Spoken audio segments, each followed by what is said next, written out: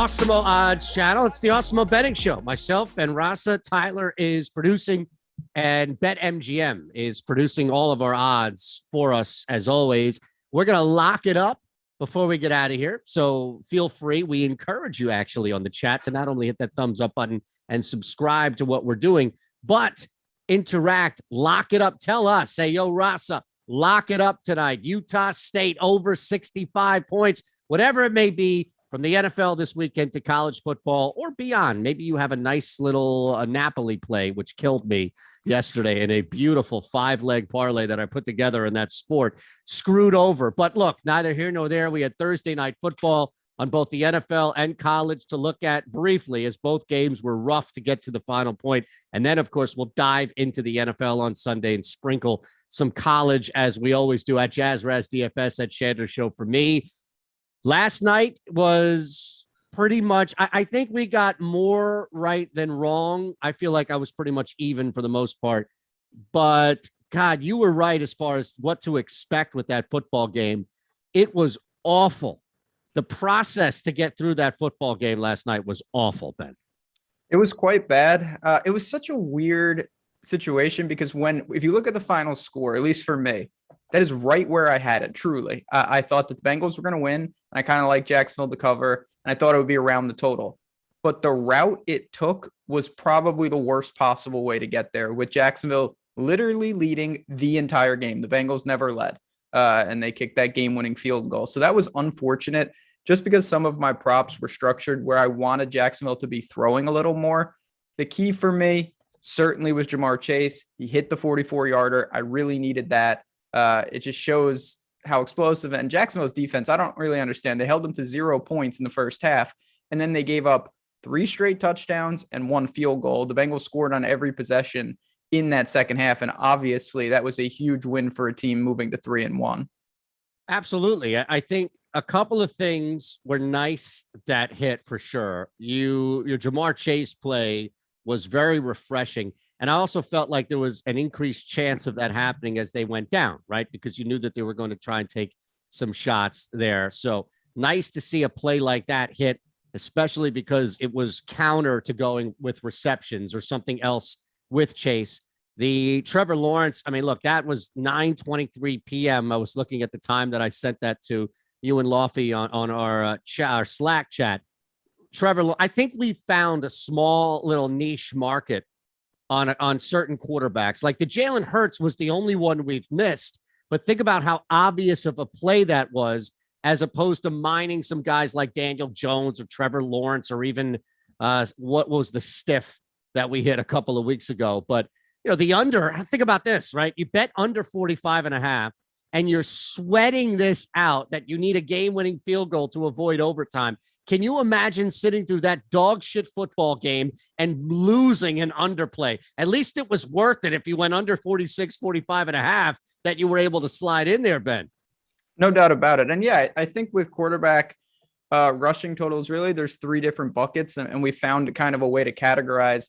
You've got extreme dual threats, and the books know it, but maybe they don't set them high enough. Lamar Jackson, Jalen Hurts, sometimes Kyler Murray in there. Then you've got guys that can move but aren't thought of, I think, as runners. And I think Trevor Lawrence is firmly in that bucket. He can move, and they were glad to design those, quarterback options where he was just holding the ball and running for first down seemingly every play.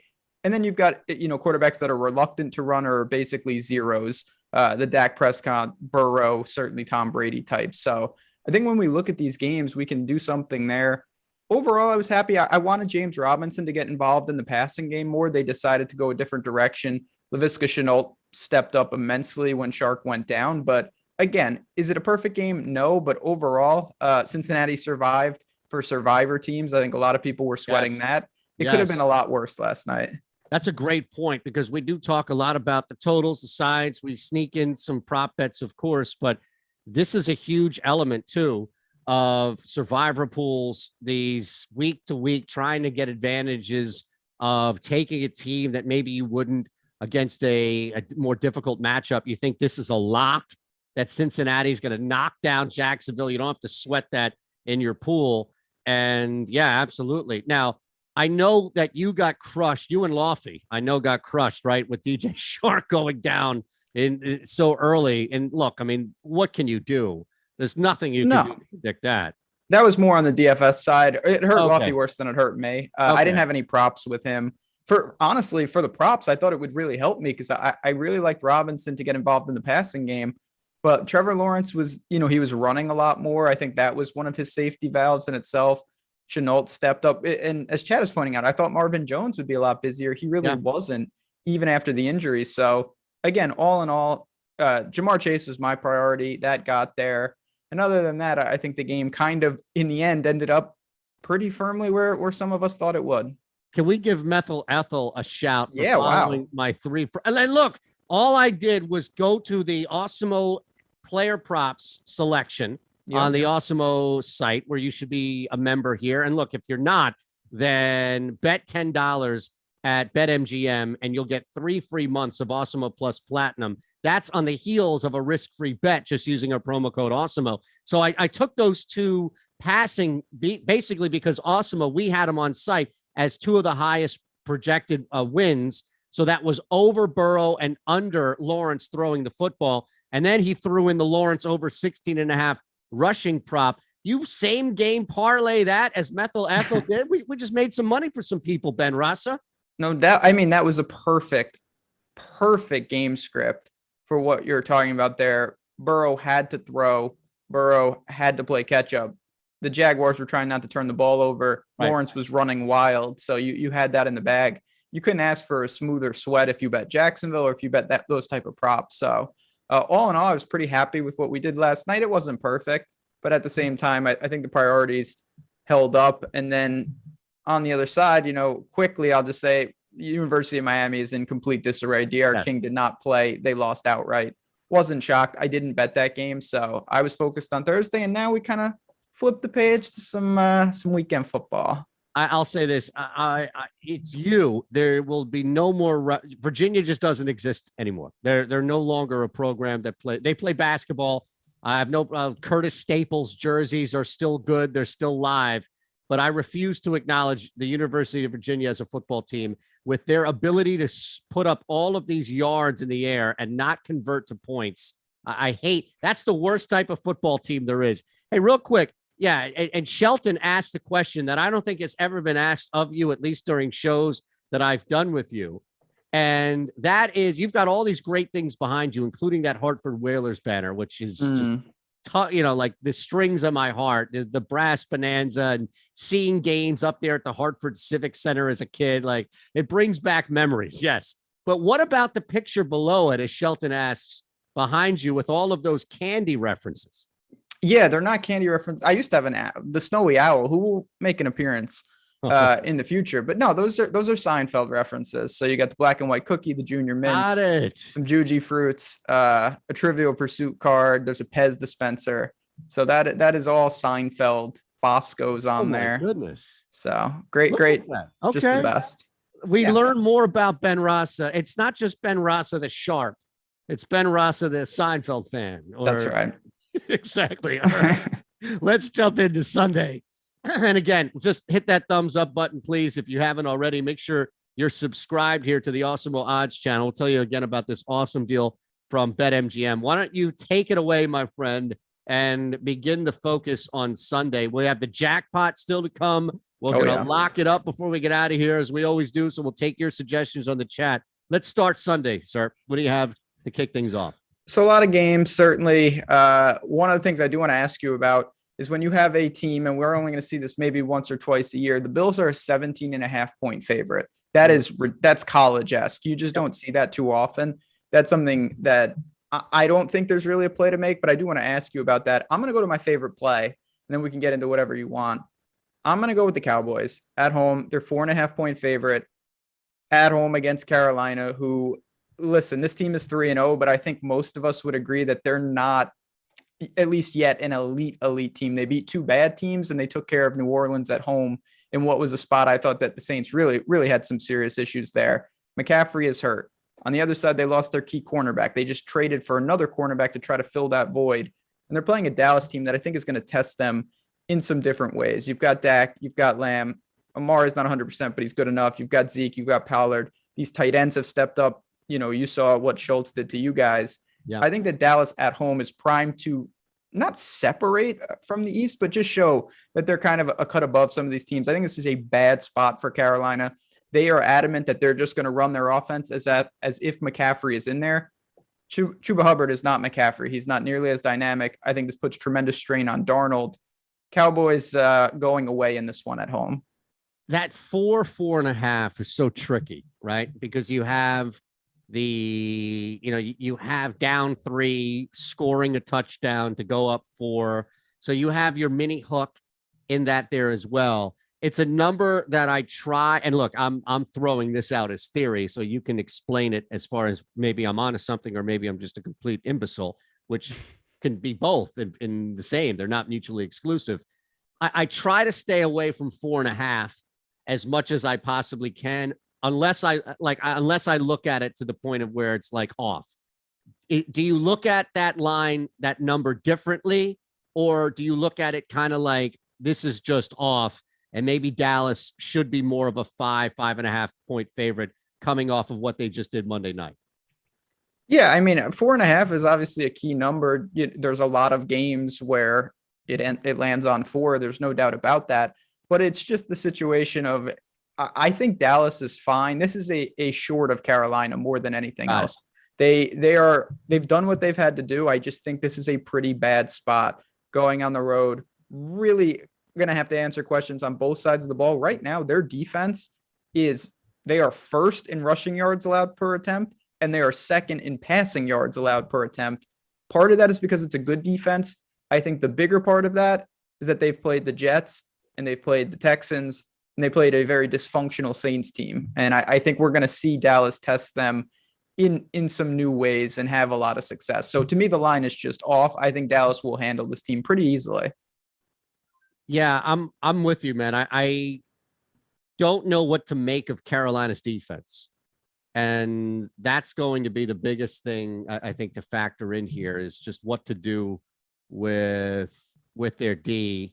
I don't trust them. Like Dallas is cooking off of that win against the Eagles. Dak Prescott looks as accurate as any quarterback in the NFL.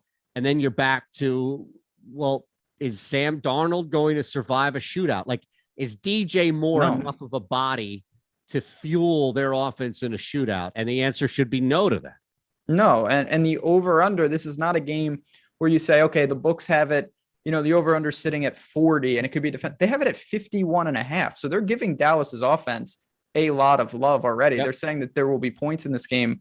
I think Dallas will do their part. And I don't think Carolina can play catch up. I really don't. Darnold's been fine, but to me, he's much more of he's coming into being an effective game manager, not somebody that's going to say, you know what, put it on me. Yep. I will handle this and I'll go toe to toe with a Dallas offense that I think is still very, very skilled.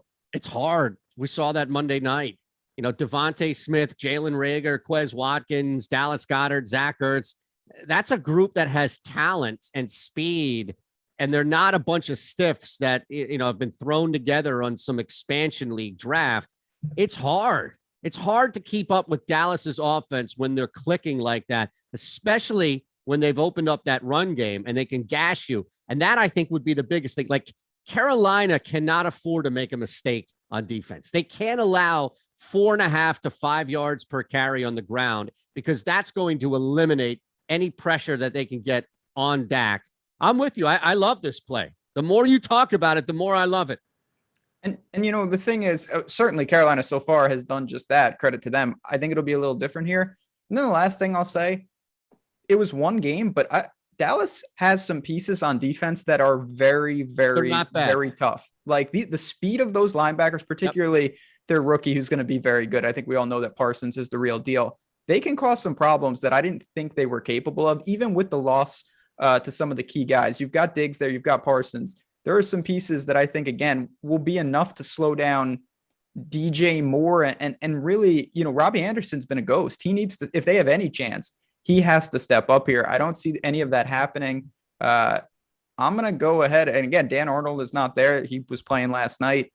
I really think that the Cowboys kind of roll him here in this spot. I love it. All right, let's get back to this Buffalo game, because oh my God, I think what's happened here, unfortunately, is the value is gone to even tease Buffalo. BetMGM has this now at 17.5.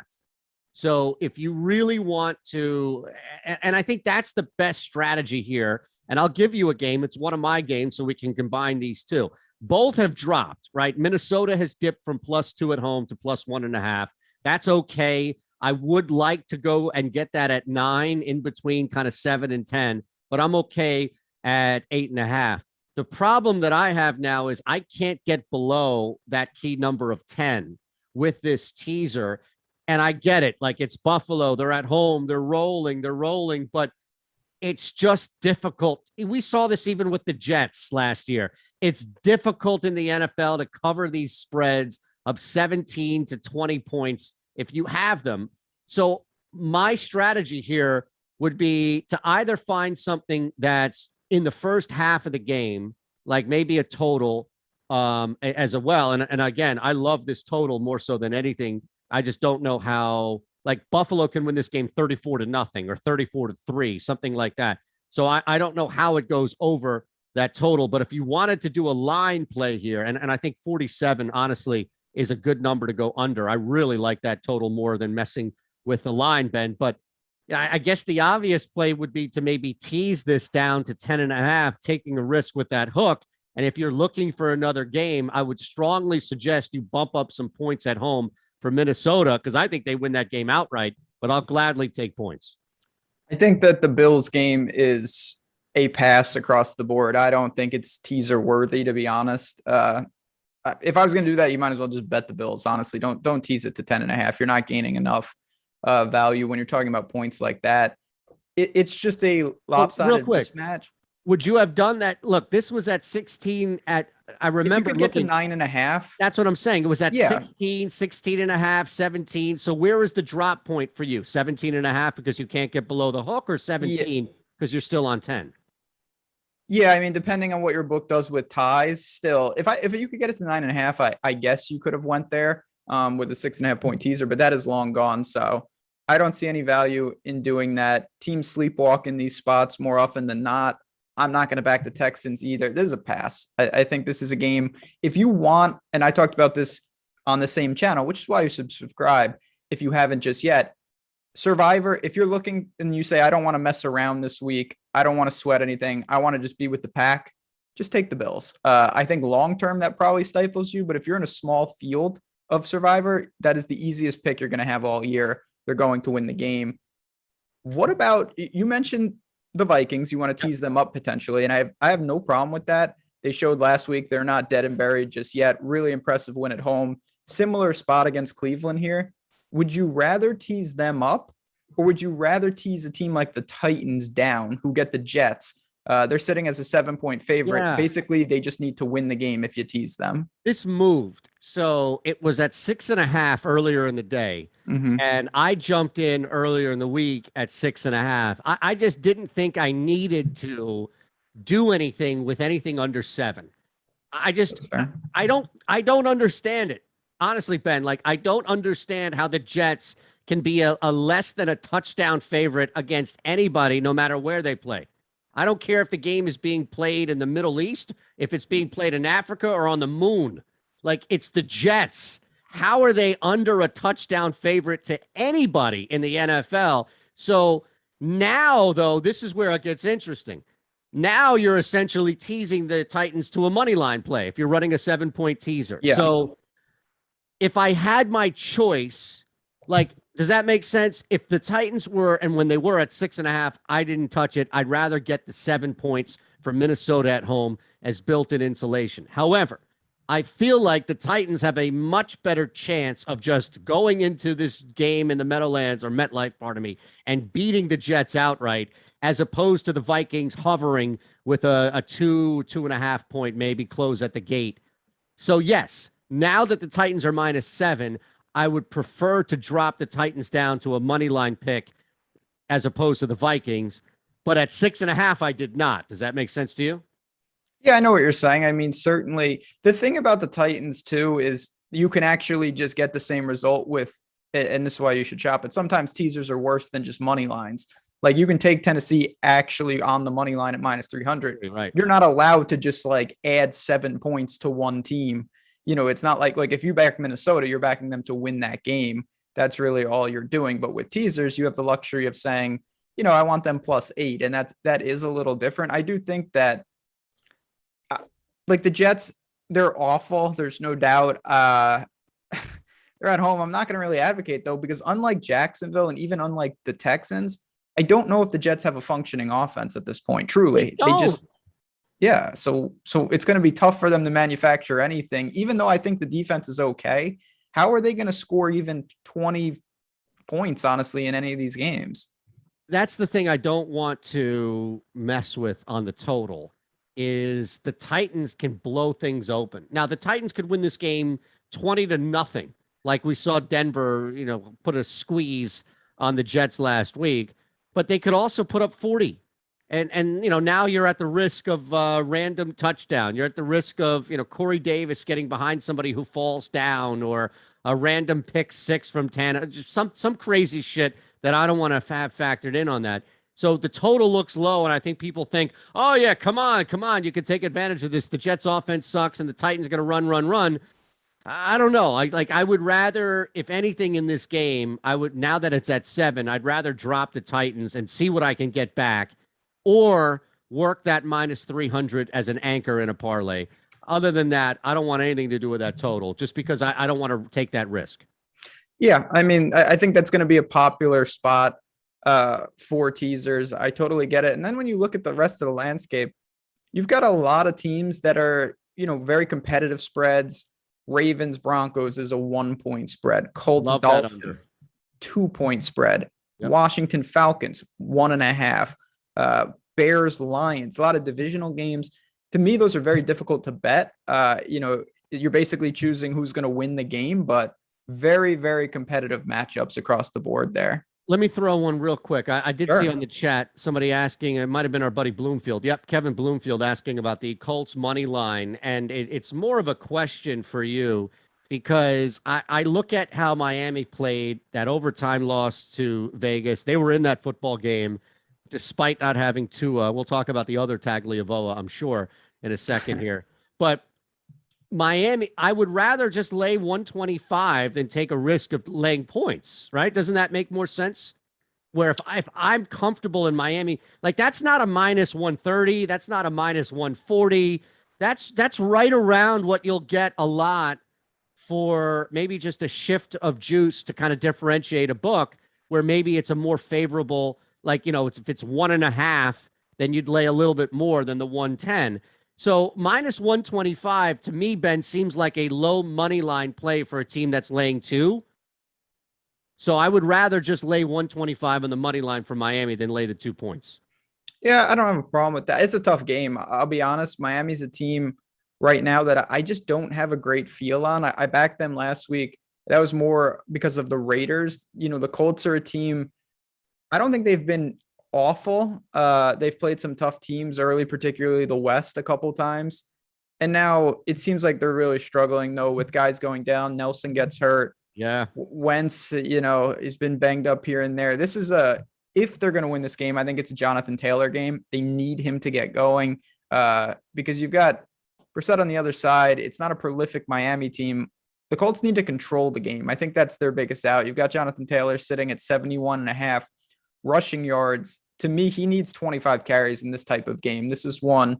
I don't think the Colts want to get into any back and forth type game, and they need to establish an identity that they're just going to run the football. But I don't know if they can do that against Miami right now. So that's what I want to see. Miami so far this year, nothing crazy, middle of the road in rushing defense. So that's, I think, where this game will be won or lost. I love it. John Shelton is locking it up. Now, this is a parlay. I don't know if he's parlaying or if these are just individual plays, but locking up Purdue minus 2.5, which we'll get to in a second, and over. I like this. This number seems a little low. Oh, especially with guys like Fuller. You've got the rookie out there as well. Over 208.5 passing yards for Brissett. I don't mind that. Again, that's where particularly if you think Miami, is falling behind for some reason, that could really help that.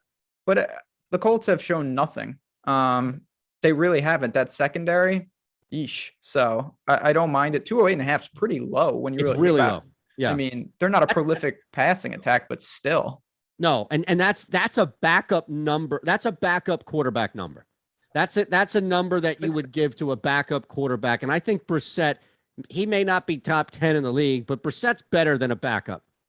And there were a couple situations when this happened. One was in Washington and one was in Miami, where I said that I don't think that the drop off between the starter and the backup is that much, to be honest. And I think to Brissett is really not a huge deal. And at 208.5, you could do a lot worse than that in the prop world this week. Speaking of which, we're going to get to real quick. Any thoughts on Purdue laying the 2.5? I mean, I'll say this: Minnesota lost to Bowling Green. I don't know how that happened because Bowling Green is one of the worst teams I've ever seen.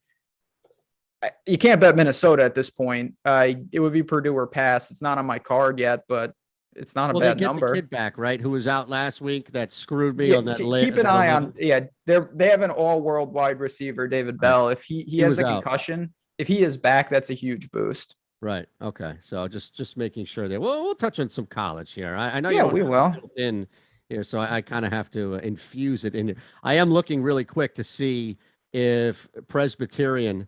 They got to buy. Oh, they do? Okay. I was wondering why I couldn't see them here. All right, we'll get them next week, I promise. Let's look at some props. All right. Why don't you kick things off here? Give us a prop. We'll go back and forth. I see we each have a couple to throw out. So why don't you begin with the Niners? So this one is going to be a shout out to Lofty. Yes. If this is still on the board, and I'm bet MGM right now, it is not. But if you still want to be aware of this, George Kittle is trending not the right way right now. It looks like he might have to deal with this calf issue. He could be limited. He could be out. If that's the case, Deebo Samuel is going to be extremely busy. You're going to want to target him in DFS. You're going to want to target him in the prop world. I think it's kind of similar to week 1 with the Niners. Trey Sermon was inactive and Mostert was primed for a monster game. Then he got hurt, but that's neither here nor there. So I'm going to just throw that one out there right at the start. But you've got a couple. You gave us one yesterday with Aaron Rodgers potentially throwing a pick in his backyard. What else do you see on the board that kind of strikes your eye? I wanted to bring that back up just to reinforce that it's still at plus 195 on BetMGM. I still think that anywhere hovering around a 2-to-1 payout for a mistake or just a bad bounce, something like that in a game that's full of them, that's full of circumstantial things that happen that you cannot plan for. I think it's worth a shot. Look, I'm more than happy to eat it and come back on Monday and say it was the Pollard thing didn't hit. I still think, though, that we got ahead. That went from plus 150 to minus 120, right? Well, if you're closing, if you're beating the line, that's all you can do. That's it. I mean, Chase last night, he closed at 26.5. And if he didn't hit that 40-yard bomb, I still would have been more than content getting that at 23.5. So that's all you can do.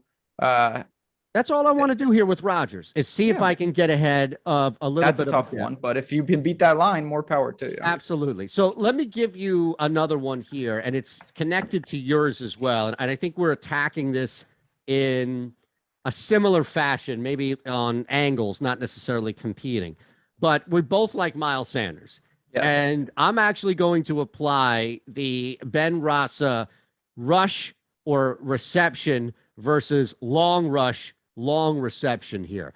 And my point of it is that I believe, as somebody who has been paying attention to this bullshit here with Nick Sirianni now for the past couple of days since last Monday night, that there will be some sense of overcompensation to give Sanders the ball. But think about it.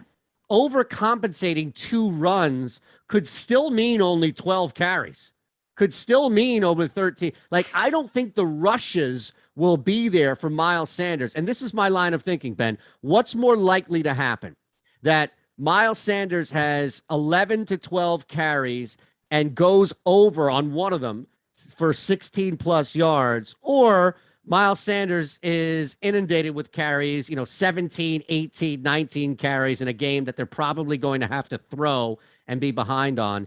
But the beauty of it is that Sanders is effective with the football, and he's going up against a really bad Chiefs rush defense. I just honestly, and I'm telling you this just here in Philly, I don't think they realize how much they have to run Sanders in this game. So I think your play and my play are better than just the overall. Again, I think people are going to think, oh my God, Sanders is going to get 20 carries this week because they only got 2 last week. I'd stay away from the carries and I look more at his longest rush at 15.5 going over for me. And I know you have one with his rushing yards. Yeah, so his carries is at 12.5. It's juiced to the over. I do think he's going to get more than that, but I'm not looking to lay minus 125 just because this guy can get you there with limited carries because he's a burner. And if he gets an open field, you might only need a couple. He's certainly going to cash your prop there if he gets in the open field. Mine is over 59.5 rushing yards, just standard. Got a 60 or more yards on the ground is going to get it done for me. Minus 115. It's a couple things. One, I think there will be overcompensation. He had 2 carries for 27 yards. That's ridiculous. Everybody, including the coaching staff, now sees the error in that. They're going up against a Kansas City team that A, is incredibly explosive, as we all know, but more importantly, they're 30th in the league in rushing yards allowed per attempt. 5.4 yards per carry allowed. That's terrible. If they have any hope, and I think Philly's going to play well in this game, I really do. They have to control the game on the ground. I think we're going to see Hurts more active, but certainly Miles Sanders should get ample opportunities. I expect a pretty good game on the ground, and the longer the Eagles stay in it, the more he should be fed. Now, if Kansas City strikes first and it spirals, that could be bad, but I don't think that's pretty likely. In fact, I think it's very unlikely. Yeah, the one problem, I'm surprised you didn't go over the longest rush with all of those numbers that you laid out. I don't mind that. I would go over if I had to bet that prop. Yeah, but I just look at the probability here, and I just feel like there's a higher probability of him breaking one than doing anything else. But I'd also love the over 59.5 because I think that 9 carries can get you that. Well, clearly they're correlated. If Miles Sanders cashes his longest rushing prop, the percentage chance that he cashes 59.5 is extremely elevated because he already got a fourth of it at minimum on 1 carry. So there's no doubt about that. I just think that, again, all of these things can coexist. There's volume potential here. And even if not, you can be backdoored with Miles Sanders because he could take 1 carry for 70 yards and you're already there. So I like him. I like this Eagles rushing attack. He's going to be in my DFS lineups, and he's going to be on my prop card this week. Boy, real quick, I'm just curious, as we had Kevin Bloomfield 2 lock it ups right there, the under, and it's at 47.5 right now, the under Washington game. And then this I love, absolutely love. Like, why take a point and a half at home? You're better off just taking the money line. It's back to that Minnesota game where if you think Notre Dame is going to win this game, then you take them outright. And I love Notre Dame to win this game outright. I love Michigan as well, but that's a different conversation. I was just looking to your point really quick before you address Kevin Bloomfield's 2 lock it ups. We'll give you the jackpot. We'll lock it up and get out of here. Real quick though, Kenny Gainwell touchdown. I'm interested in that because I think as an anytime TD scorer here, there's going to be an opportunity. We know he's the 2-minute drill guy. We know he gets touches. We know that they are going to force, even if they're down, they're going to force some touches to Gainwell. So it's just one that I would take a look at, right? Because honestly, I think the return you're going to get is going to be night and day better than someone like Miles Sanders. So to your point about how easy and effective this Philadelphia Eagles rush game can be, attack can be against the Chiefs, I would take a look. I would put a flyer out there on Kenny Gainwell anytime touchdown. Yeah, I mean, I think we'll see some of those props kind of develop as we get to Sunday. The one thing I'll say about the Eagles, we saw this last week with Zach Ertz. They don't have a very dominant pecking order of priority guys in the red zone. It's not like, you go to the Packers, Devontae Adams is getting the ball. Yep. No, full stop. If not, it's going to be Aaron Jones most likely. The Eagles, there's 5-8 guys that I think you could see involved, and that's really good because a guy like Gainwell could be one of those. There's no doubt. So it's not like, when they get in the red zone, they just go to this one guy every time. That's not how the Eagles operate. You're going to need to see where he kind of falls. He's going to have limited opportunities, but I would imagine that prop isn't up right now. you're No. certainly going to get a big time payoff. If you even get a couple chances, it's probably worth it. All right, let's look at this, and we'll go rapid fire before you hit us with the jackpot. We'll both lock it up before we get out of here. Bloomfield is locking up Notre Dame money line and that under 47.5 in the Washington game. I do like the Washington game. Actually, to be honest with you, I like Atlanta. Washington hasn't covered a spread all year so far, but the total at 47.5, your thoughts, and the Notre Dame money line. I have no problem with that. I think Washington's defense, it's been really disappointing, but going against Atlanta's offensive line, you would think this could be a get right spot for them. They should put massive pressure on Ryan. We saw the Eagles do that in week 1, and look what happened. So I have no problem there. Kevin Bloomfield gave Notre Dame out on this very show last week, and they rolled Wisconsin. It's strictly business, my friend. Cincinnati's going to beat Notre Dame. I like Cincinnati in that game. I've been riding Cincinnati this whole year. We're going to find out finally how good they really are, because they took care of Indiana. Indiana's no good. So Cincinnati is going into South Bend. It's going to be hostile. I think Ritter's the best player on the field. I will lean towards Cincinnati in that game. You're killing me. Cincinnati on Saturday, Maryland tonight, outright tonight. Yes.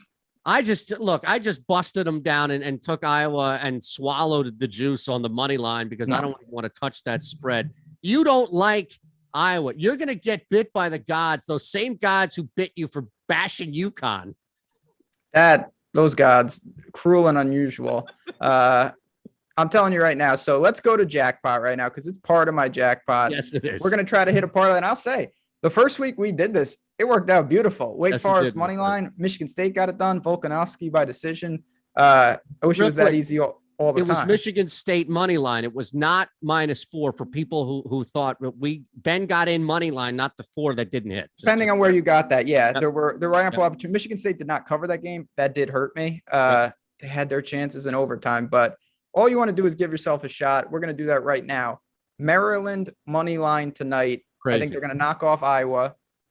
I'm going to go to crazy. Oklahoma. You know this, right? They're going to knock off Iowa because you're all enamored with little tags. Be honest. I am. They will test Iowa in ways that Iowa has not been tested. Iowa State is no good. We found that out. That was my mistake. Then I'm going to take an easy one. Oklahoma money line, -400. Yes, they're not going to lose to Kansas State. Then the last one. Right. Yeah, not again. Very good point. Just like last year. Last one in this parlay, Ole Miss +14.5. I think they hang in the game with Alabama. If you do this, if you go Maryland money line, Oklahoma money line, Mississippi spread, you're going to get 4.6 to 1 plus 460 at BetMGM. Worth a little fun. Take some action there. So that is my jackpot of the week. I absolutely love it. I think it's playable. I think it's highly playable. I think that I disagree with one of your plays wholeheartedly in there, and I'm on the other side, which is fine. That this happens every now and again, right? So I'm on Iowa. I'll do this. It's moving down. Oklahoma's taking money. We're down to 4. Of course they are. That's that spread is too low on the road because of what happened with Kansas State in the past. Let me throw this out at you, and this is not like the lock it up. I'm tempted to lock this up. Okay. Actually, you know what? I am going to lock it up. All right. I was going to waver back and forth, but I'm going to meet you halfway. Okay. It's a 2-team teaser. I would suggest that you roll a 7-point, but I think 6 actually works here as well. Now, clearly the difference of a 140 or -120 that you're going to lay right between the 2 teasers, but I'll bump Maryland up. Because I don't think Iowa runs away with this. I don't think that Maryland, the nature of their offense, I agree. Maryland is not going to get blown out by any means. I'm going to bump Maryland up. Let's just lay 7 here, right? For the purposes of this conversation. I'm going to bump Maryland up to +10, and I'm going to bump that total in Alabama up to 87 points. I think it's under anyway. Like, I don't think I need to bump it up 87. 80 points is asinine. I mean, that's ridiculous. A lot. Come on. I mean, they both score at will, and Lane Kiffin designs crazy things. That is a lot of points, though. I see our buddy Shelton is locking up the under without the tees. So I'm just going to make it easier and do a 6-point, actually, for a -120 return. Maryland +9, and the under now 86 for that game. I have no problem with that. I think Ole Miss will be ready. I think they will test Alabama. Alabama probably still comes away with the win. They're in Tuscaloosa. No problem with any of What? Wait a second. If What? you think that Ole Miss is going to be ready, and if you think that They're Lane gonna be Kiffin and ready. this squad is going to come out and really make it difficult for Alabama, then why aren't we playing Ole Miss Bama halftime, full time for plus 850? I mean, I don't know if they're gonna strike first. That's for sure. Okay, how about this? Could you get in live depending on the coin toss? Yeah. So if this Ole it's a yeah, good live betting game. Because when you're talking about 80 points, it takes on a pseudo basketball mentality. Like, think about in basketball, a team starts, they hit a couple threes. That means literally nothing. It's a long game. I know it's football. If Alabama takes the opening kickoff and runs it down their throat, don't panic. It's going to take a basketball mentality. Ole Miss can score with them. And I think they have the best player on the field in Matt Corral. I think he's going to potentially win the Heisman if Ole Miss wins this game. So they will be ready. And you will see tonight that Maryland is going to dismantle. That's my favorite of the three by far. Oh, Maryland tonight. Iowa's burned me a lot this year. They have an incredible defense. They are not going to be able to stop these guys on the outside that Maryland has. Fair enough, my friend. Well, I'll be rooting against you just in that. That's other fair. Thing, I think we're on a similar plane here. We've given you a ton. Make sure you take advantage of what we have with BetMGM. Risk-free bet up to $1,000. Use our promo code Awesemo, and then you bet $10 at MGM, and you'll get 3 free months of Awesemo Plus Platinum. At JazzRaz DFS, as Bloomfield already said he's going to tweet you after that Irish victory. Thanks to Tyler, and thanks to you out there for riding with us. Ben and Pete are going to be back here on the Awesemo Betting Show Sunday morning at 9 a.m. Eastern. And then the two of us are back on Monday to pat ourselves on the back. Fair enough, right? Absolutely. I can't wait. Thanks for stopping in, everyone. We'll talk to you guys soon. See you.